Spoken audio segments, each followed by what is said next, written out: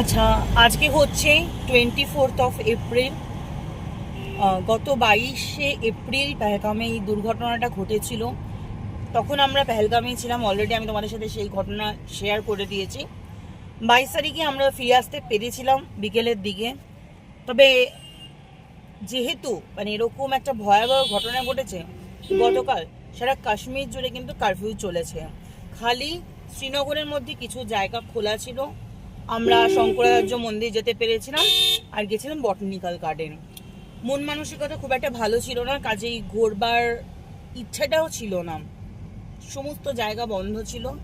আজকে 24 এপ্রিল কিছু কিছু জায়গা খুলেছে। আমাদের প্ল্যান ছিল দুধপাত্রি যাব, আবার কালকে চেষ্টা করেছিলাম দুধপাত্রি যাওয়ার, পারিনি। আজকেও চেষ্টা করলাম, খবর আসলো দুধপাত্রি যেতে পারছে না। এখন আমরা যাচ্ছি, চেষ্টা করছি গুলমার্গ যাওয়ার।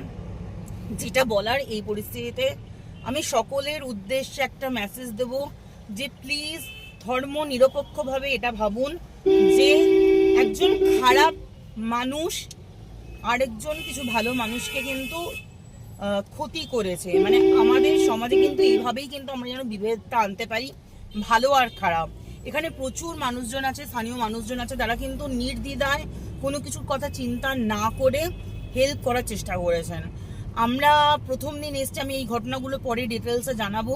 আমাদের প্রথম দিন থেকে রয়েছে আমাদের গাড়িতে আসিফ ভাইয়া, এবং ওনার সাথে যিনি কন্ট্যাক্ট করে দিয়েছেন তার নাম হচ্ছে জাইরিন ভাইয়া। তো ওনারা কিন্তু প্রতি মুহূর্তে আমাদের খবর নিয়েছেন এবং বলেছেন যদি আমরা কোনোভাবে ভয় পাই, দরকার হলে আমাদের সাথে থেকে যাবেন।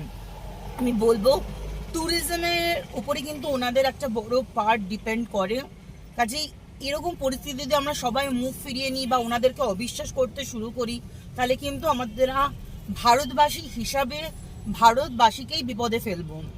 এই জিনিসটা মাথায় রাখবেন। আমি দেখিয়ে দিই, আমার সাথে আছে এই যে আসিফ ভাইয়া। উনি প্রথম দিন থেকে অনেক রাত্রে অবধি আমরা একটা বিপদে পড়ে গেছিলাম, উনি কিন্তু হেল্প করেছেন আমাদের সিম পেতে, সত্যি কথা বলতে হেল্প করেছেন। নিজের আইডি দিয়ে অনেক কিছু ভাবে উনি চেষ্টা করে গেছেন। তো আমি কখনোই বলবো না যে যেখানকার মানুষজন খারাপ বা এই ঘটনা ঘটেছে শুধুমাত্র কাশ্মীরের লোকেদের জন্য, তাহলে আমার মনে হয় এতদিনে কেউ কাশ্মীর আসতো না। কাশ্মীরের আগেও প্রচুর ঘটনা ঘটেছে, নিশ্চয়ই খুব দুঃখজনক। ওই জায়গায় যে কোনো কেউ থাকতে পারতো, আমার খুব চেনা পরিচিত লোকও থাকতে পারতো, আমিও থাকতে পারতাম। কিন্তু এটা বলি, বিশ্বাস হারালে চলবে না, এভাবে বিভেদ আনবেন না। খুব খারাপ লোকেরা এটা করেছে, যেই করে থাকুক না কেন, তাদের কোনো মানব ধর্মই নেই। আসলে হচ্ছে মানব ধর্ম।